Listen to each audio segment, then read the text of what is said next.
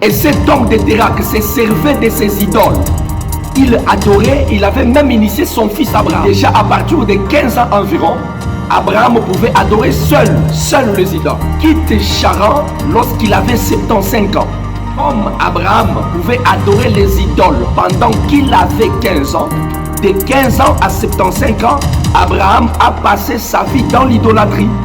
C'est-à-dire 60 ans de l'idolâtrie, 21 900 jours de l'idolâtrie, 525 600 heures de l'idolâtrie. Mais Dieu se souvient de lui.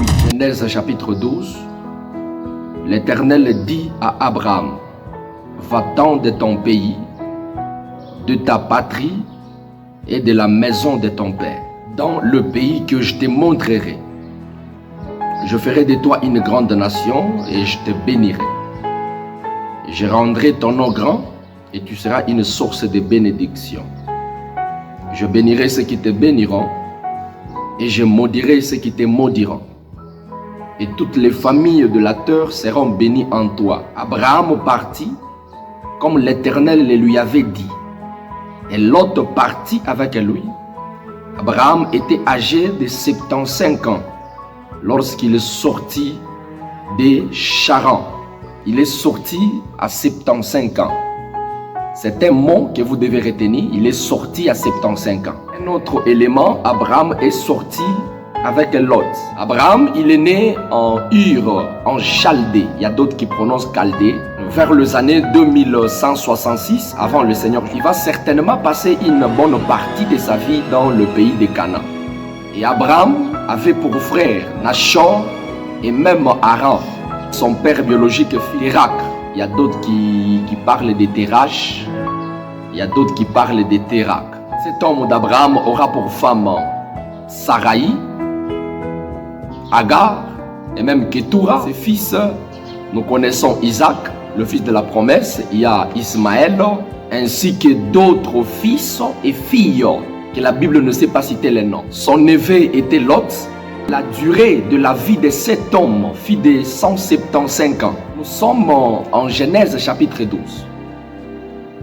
Cet appel de l'Éternel va placer Abraham sur une voie obligatoire de pouvoir quitter ou se séparer premièrement de son pays, l'habiter. Quitter son pays, c'est quitter le territoire sur lequel Abraham habitait. Deuxièmement, Abraham devait se séparer avec sa patrie. Et pour créer un peu de nuances par rapport au pays et à la patrie, parce que de manière générale, ils sont synonymes. Il devait se séparer de sa patrie, dire la terre de ses ancêtres, les lieux de sa naissance, ou soit la société dans laquelle il vivait. Abraham devait se séparer des amis et connaissances. Et la troisième des choses, il devait se séparer avec sa famille, la maison de son père. Nous savons tous qu'il y a des sortes de familles. Il y a la famille élargie, il y a également la famille restreinte. Et en parlant de la famille élargie, nous voyons tout simplement un ensemble de personnes ayant des liens de parenté, soit par alliance, soit par le sang. Et la deuxième catégorie de famille, c'est la famille restreinte. Cette famille, elle est composée du père, la mère ainsi que les enfants. Maintenant, ce qu'on peut facilement se demander, pourquoi Abraham devait se séparer de son pays, le territoire sur lequel il habitait? Pourquoi il devait se séparer des amis et connaissances pour la circonscription de ses ancêtres, les lieux de sa naissance, que la Bible parle de la patrie? Pourquoi il devait encore se séparer de la famille de son père? Et la famille restreinte et même la famille élargie. Pourquoi? Tout d'abord, Charan, c'est un territoire situé près de la frontière avec l'Assyrie. Charan était une contrée dans laquelle l'idolâtrie était véritablement une tradition. Une contrée où le peuple ne connaissait pas Dieu, où on adorait des petits dieux, des dieux de fécondité. Il y avait de l'idolâtrie. Donc c'est avec raison que le Seigneur Dieu demande à cet homme d'Abraham de pouvoir se séparer de son pays. Pourquoi sa patrie? En parlant de la patrie, moi je veux tout simplement parler du peuple. Pourquoi se séparer de son peuple, de ses amis et connaissances? C'est tout simplement parce que ce peuple avait pour habitude l'idolâtrie, la magie, la prostitution, l'inceste, l'adultère, la fornication ainsi que la polygamie. Voilà pourquoi Abraham aussi était combattu par cet esprit de polygamie. La troisième des choses, pourquoi Abraham devait se séparer de sa famille, c'est-à-dire de son père, ce frère, ainsi que le membre de sa famille. Pourquoi il devait se séparer? Je préfère vous rappeler que vous devez d'abord connaître que cette famille d'Abraham a pour père Terach ou Térak. Alors, qui est Térak? À quoi ressemble sa maison? Et il est de quelle famille? Je préfère d'abord vous lire un texte avant d'expliquer tout cela. Je suis dans le livre de Josué, chapitre 24, le verset 2. Ce texte vous aidera. La Bible dit ceci. Josué dit à tout le peuple, ainsi parle l'Éternel, le Dieu d'Israël. Vos pères, Térak, père d'Abraham et père de Nachor, habitaient anciennement de l'autre côté du fleuve et ils servaient d'autres dieux. Voilà. J'aime cette précision. Ils servaient d'autres dieux. Térak, le père d'Abraham, il servait d'autres dieux. Alors, qui est Térak? Alors, je préfère un peu faire une petite description, commençant d'Adam, le premier homme, jusqu'à Abraham. Dieu a créé Adam et Ève. Par Adam, nous avons Caïn, Abel et Seth. Par Seth, nous avons Noé. Et par Noé, nous avons Sem, Cham et Japhet. Et c'est dans cette lignée de Sem qu'est venu le père d'Abraham, c'est-à-dire Térak. Et cette lignée de Sem, c'est vraiment une lignée idolâtrique. Une lignée de polygamie, de prostitution. Sem avait quand même manifesté à un moment de très belles idées, de belles manifestations vis-à-vis de l'Éternel. Mais sa lignée, c'est vraiment une lignée problématique. Une lignée idolâtre, une lignée qui ne connaissait pas Dieu.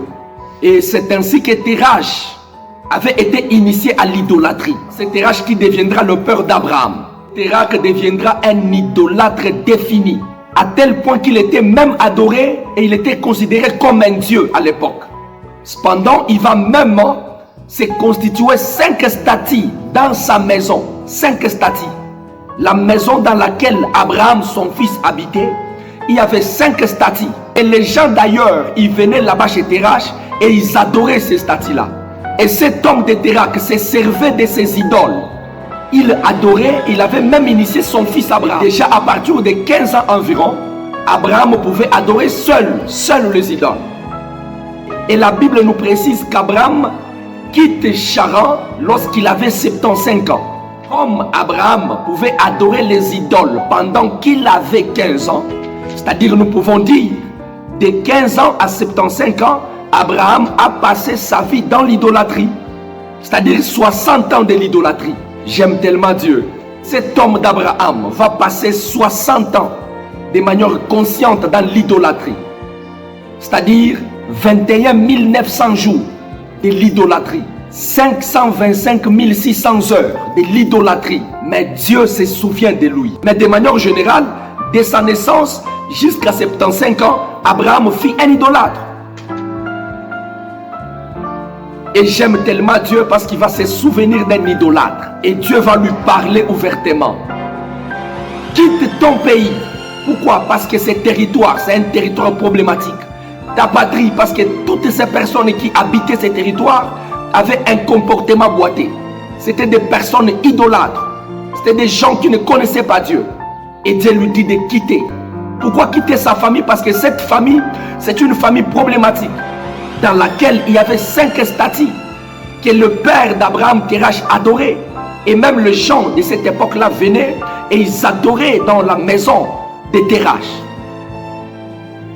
Et Dieu lui demande de quitter son pays problématique, sa patrie idolâtrique et même la maison de son père. J'aime tellement Dieu. Et Dieu fera de lui une grande personnalité.